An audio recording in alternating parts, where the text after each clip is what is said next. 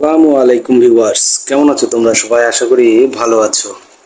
বর্তমানে দেশের পরিস্থিতি, রাজনৈতিক পরিস্থিতি এমন অবস্থা হয়েছে, এগুলো দেখে খুব কষ্ট লাগছে, খারাপ লাগছে। তাই ভাবলাম যে বর্তমানে এই পরিস্থিতিতে কিছু কথা বলি, এই জন্যই ভিডিওটা বানাচ্ছি বা বানালাম।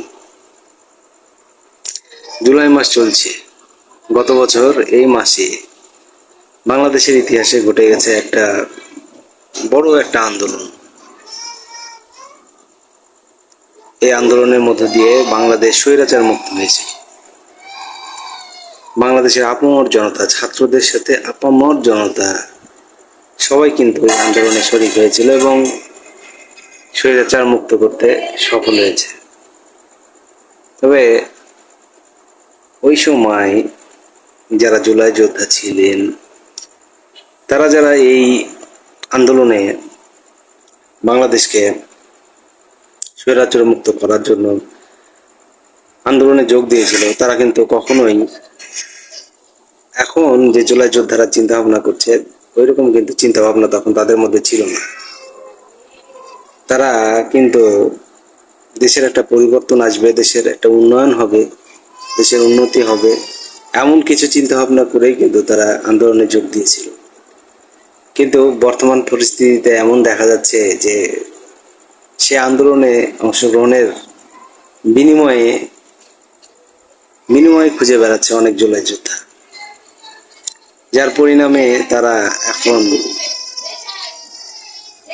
এনসিপি বা ছাত্রদের যে রাজনৈতিক দল, এই দলটাকে অত্যন্ত হেয় করছে, ছোট করছে, অপদস্থ করছে। আসলে ছাত্রদের হাত ধরে, ছাত্রদের মধ্য দিয়েই তো আন্দোলনের সূচনা হয়েছে। সে সময় আন্দোলনের লিডিং পর্যায়ে যারা ছিল, তারাই তো আজকে ছাত্রদের রাজনৈতিক দল এনসিপির লিডিং পর্যায়ে আছে। হাজার হাজার লাখ লাখ ছাত্র জনতা আন্দোলনে অংশগ্রহণ করেছিল, সবাই তো লিডিং পর্যায়ে ছিল না। ঠিক তেমনি এখন যখন রাজনৈতিক দল একটা গঠন হয়েছে, অনেকেই লিডিং পর্যায়ে থাকবে, অনেকে মিডল পর্যায়ে থাকবে, অনেকে তৃণমূল পর্যায়ে থাকবে। এটাই নিয়ম, এটাই স্বাভাবিক নিয়ম। কিন্তু আজকে অনেকেই বিষয়টা স্বাভাবিকভাবে মেনে নিতে পারছে না। এটা মানুষের চরিত্রের একটা অন্যতম বৈশিষ্ট্য। পাশের জনের কিছুটা পরিবর্তন হলে নিজেদের মধ্যে আমরা নিজেরা এটা মানে সহজে মেনে নিতে পারি। একটা কথাই বলবো যে নিজেদের মধ্যে যদি এই বিভেদটা তৈরি করি, তাহলে কিন্তু নিজেদের অস্তিত্বটাই থাকবে না। আপনারা যারা জুলাই যোদ্ধা আছেন, তাদের প্রতি উইথ ডিউ রেসপেক্ট, সম্মান রেখেই বলছি, আপনাদেরকে যথাযথ যোগ্য সম্মান কিন্তু এনসিপি বা ছাত্ররাই দিতে পারে। আমার মনে হয় না বাংলাদেশে আগামী নির্বাচনে যদি কোনো এনসিপি ব্যতীত যে কোনো রাজনৈতিক দল ক্ষমতায় আসে, তারা জুলাই আন্দোলনকে বা স্বৈরাচার বিরোধী যে আন্দোলন হয়ে গেল, এই আন্দোলনের কোনো মূল্যায়ন করবে? কেউ করবে না, কেউ করবে না। জুলাই যোদ্ধা নামে কোনো কোনো কালচারই বাংলাদেশের রাজনীতিতে তৈরি হবে না, এটা আমি গ্যারান্টি দিয়ে বলতে পারি। জুলাই যোদ্ধারা হারিয়ে যাবে, মানুষের মুখোমুখি থেকে হারিয়ে যাবে। জুলাইয়ের আন্দোলন, স্বৈরাচার বিরোধী আন্দোলন বাংলাদেশের ইতিহাস থেকে হারিয়ে যাবে, এটা আমার বিশ্বাস। এটা আমি মনে করি বাঙালিরা এমন, যেখানে যার কোনো প্রয়োজন নেই, যার কোনো দরকার নেই, তারা সেটাকে রাখবে না। বিএনপি বলেন, জামাত বলেন, তাদের সাথে তাদের কিন্তু ওই জুলাই আন্দোলনের সাথে কোনো সম্পৃক্ততা নেই। সো তারা এই কালচারটাকে কখনোই ক্যারি করবে না, করলে একমাত্র এনসিপি করবে। এটা কিন্তু মাথায় রাখতে হবে।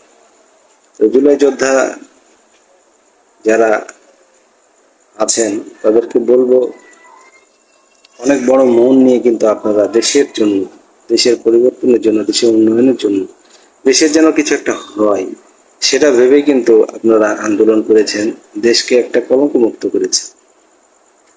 তো ধৈর্য ধরেন, মনটাকে বড় রাখেন, ইনশাল্লাহ দেশের পরিবর্তন, দেশের উন্নয়ন হবে।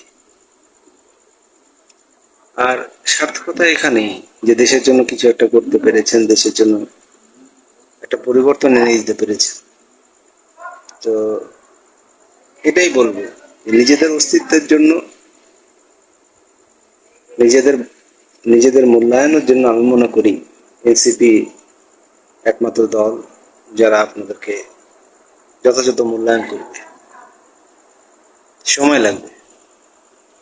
তো ভালো থাকবেন, আপনাদের সকলের প্রতি শ্রদ্ধা ভালোবাসা। আসসালামু আলাইকুম।